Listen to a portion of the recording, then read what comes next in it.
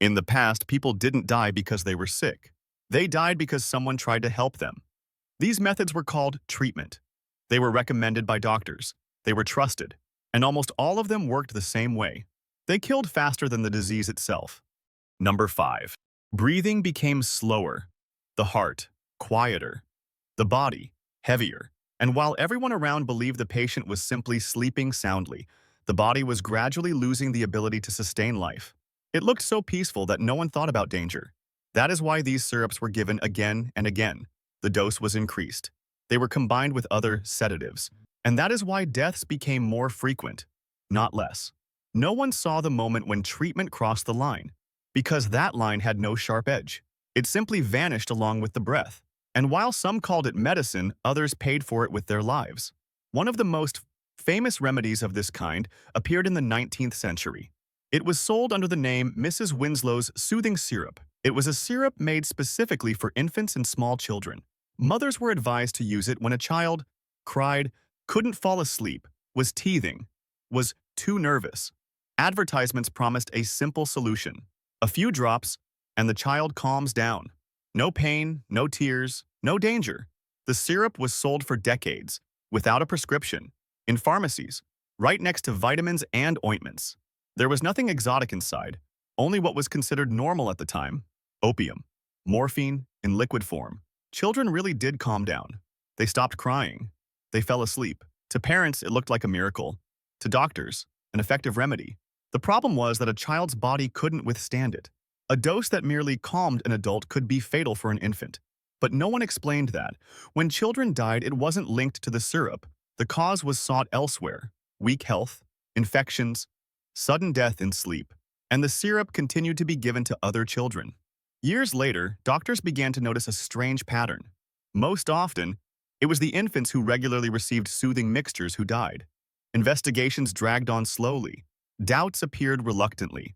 Because the product was popular and profitable, only at the end of the 19th and the beginning of the 20th century did people begin to speak openly about the real cause of the deaths. It turned out the syrup didn't treat anything. It simply suppressed breathing. Children weren't dying from illness. They were falling asleep so deeply that the body stopped fighting for life. When the syrup finally disappeared from the market, there were no loud apologies. It was simply no longer sold, as if nothing had happened. And that was only the beginning. Because if soothing syrups were considered medicine, then treatment only became harsher from there. If an illness could be dulled, then perhaps it could be beaten out. If a syrup calmed the nerves, then striking them should heal even better. That was how the next stage of progress appeared. Treatment stopped being gentle. It became aggressive. Pain was no longer seen as a problem. It began to be viewed as part of therapy. Doctors said the body needed to be stimulated. That disease had to be shocked, that a sudden impact could restart the body. And if that required needles, there would be needles. If it required electricity, there would be electricity. Patients were injected with substances that today are considered poisons. Electric current was passed through their bodies because it looked scientific, because it was new, because it was called progress. No one asked what the person felt. They only asked whether the person still reacted. And the stronger the reaction, the more effective the treatment was considered. That is how pain stopped being a side effect. It became proof that the method worked, and if it worked, it was used again and again. Thus, medicine took the next step, from slow shutdown to forced shock, and the consequences of that step were even more terrifying. Number 4. It began with one logical treatment. At the end of the 19th century, doctors were fighting a disease everyone feared: syphilis. The disease destroyed the body slowly but inevitably, and medicine wanted to act decisively. One of the most popular methods was treatment with mercury. It was injected with syringes, rubbed into the skin, given as ointments and solutions. The method followed a simple logic. If a substance is strong enough to kill all living things, it will destroy the disease as well. Patients really did feel an effect. Their temperature rose. The body reacted. Symptoms temporarily weakened. Doctors saw the reaction and considered it proof of success, but the body paid a different price. Mercury accumulated in the system. It destroyed the kidneys, damaged the nervous system, caused tremors, blindness, and mental disorders. People began to lose their memory. They became aggressive. They lost control of their movements. Some died not from syphilis, but from the treatment itself.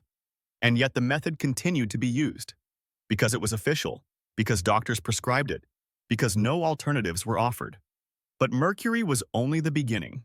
Medicine of that era believed in one thing. The body had to be forced to react.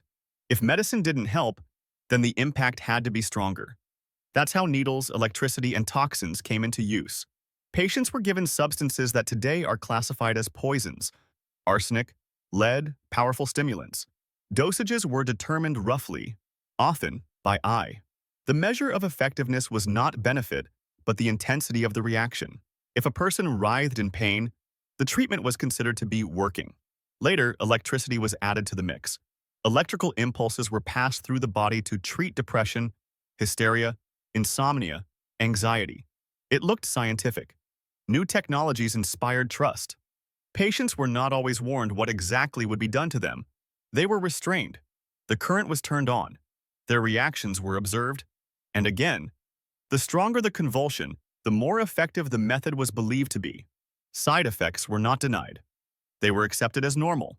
Memory loss, brain damage, cardiac arrest. This was considered an acceptable price for an attempt to cure. The most frightening part was not the methods themselves, but how they were justified. If the patient survived, it was called a success. If they died, it was said the disease had been too severe.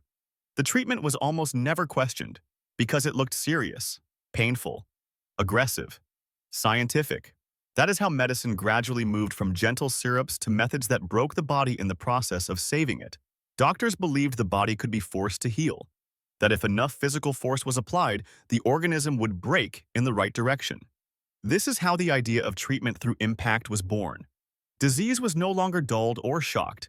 It was beaten out. Patients were forced to move when they could barely stand.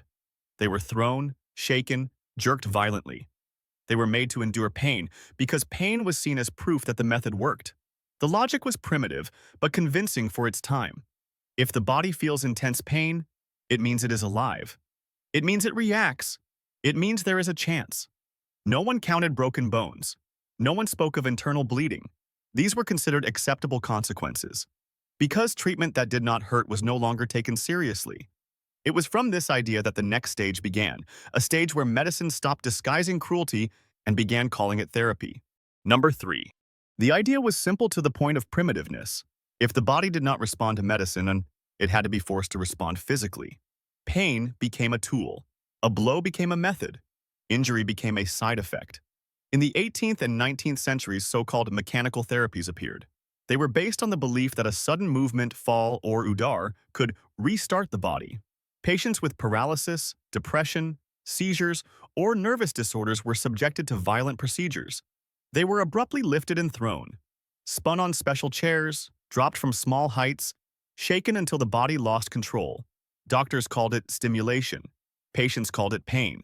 One popular method looked especially convincing.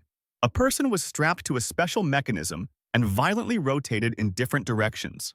The idea was that intense stress on the internal organs would knock the disease out of the body. Dizziness was considered success. Nausea, a sign of progress. Loss of consciousness was taken as proof of effectiveness. If the patient screamed, the body was reacting. If they were silent, the treatment had to be stronger. Other methods were even more straightforward. Patients were forced to walk abruptly, even if they could barely stand. They were dragged, pushed, forced to fall. There were procedures in which a person was literally thrown onto a hard surface, hoping the impact would correct an internal imbalance. Fractures were common, internal bleeding even more so, but this did not stop the treatment. Because the logic was ironclad, if the method caused harm, it meant it was strong enough. These practices were especially dangerous for the weakest patients, the elderly, those already exhausted by illness, those who could not defend themselves. Their deaths were often not linked to the treatment. The cause was listed as complications, a sudden deterioration, an unpredictable bodily reaction. No one wrote in the reports. The patient died after being thrown onto a stone floor. The worst part was that these methods seemed logical. In a world that did not yet understand the nervous system, where the brain remained a mystery, physical force seemed like the only understandable tool. If something doesn't work, hit harder. If it doesn't help, repeat it. That is how pain stopped being a warning. It became the goal. Over time, these methods began to disappear, not because they were recognized as cruel, but because the death toll became too high. They stopped being called treatment, but the logic did not disappear. It simply changed its form. Number 2. When pain stopped working and blows no longer produced results, medicine turned to another idea. If a living body could not cope, perhaps something already dead would help. That is how one of the strangest and most popular practices appeared in Europe: treatment with mummies. People believed that human remains contained a special power, energy, a life force that could be transferred to the living. Egyptian mummies were considered ideal, ancient, pure, saturated with something medicine could not explain. They were ground into powder, mixed with wine, water, or honey, and swallowed as medicine. This powder was prescribed for everything: for headaches, for internal bleeding, for seizures, for epilepsy, for exhaustion of the body. The rich and the poor took it. Doctors, aristocrats, kings. This was not folk medicine. It was an official practice. It was described in medical treatises, recommended by professors, sold in pharmacies. The problem was one thing: most of these mummies had nothing to do with ancient Egypt. As demand grew, real mummies became scarce. So other bodies were used instead. The bodies of executed criminals, those who had died from disease, corpses taken from graves. They were dried, burned, crushed, and sold as medicine. No one knew what these people had died from. No one checked what infections remained in the tissues. No one cared, because what mattered was not the origin, but faith in the effect. People said they felt better. Sometimes the pain really did fade, but not because the powder cured anything. It was because it often contained additives: opium, alcohol, or resins. The real effect was different: poisoning, infections, sepsis. Some died within a few days, others more slowly. And again, death was not linked to the treatment. It looked natural. The most frightening part was that this practice was considered rational. If blood symbolized life, it had to be consumed. If the body retained power after death, that power could be taken. This was not savagery. It was the logic of its era, a logic in which the human body was turned into an ingredient. Over time, medicine abandoned this method, not because of morality, but because there was no benefit. Too many infections, even more deaths. Mummy powder disappeared from pharmacy shelves just as quietly as it had once appeared, without apologies, without explanations. Number 1. At this stage, medicine stopped searching for a single solution. It began offering options, not because it knew more, but because it was willing to act at any cost. A patient might be told, "If this doesn't help, we'll try something else," and it sounded like hope. But in reality, all those somethings else led in the same direction: bloodletting. Let's start with the simplest one. Blood was believed to carry disease, so it had to be removed. This method was used for years and for centuries. Blood was drained for fever, for infections, for pain, for mental disorders, sometimes multiple times in a short period. A person grew weaker, lost strength, and often lost consciousness. But that wasn't seen as failure. Weakness meant the treatment had worked. Metals as medicine. When blood didn't bring results, something heavier came next: lead, mercury, arsenic. They were prescribed carefully, in words, and very roughly, in practice. Metals accumulated in the body, slowly, silently. At first, symptoms faded. Then new ones appeared: tremors, memory lapses, organ problems. But the blame wasn't placed on the treatment, it was placed on the disease. Radium, the last miracle cure.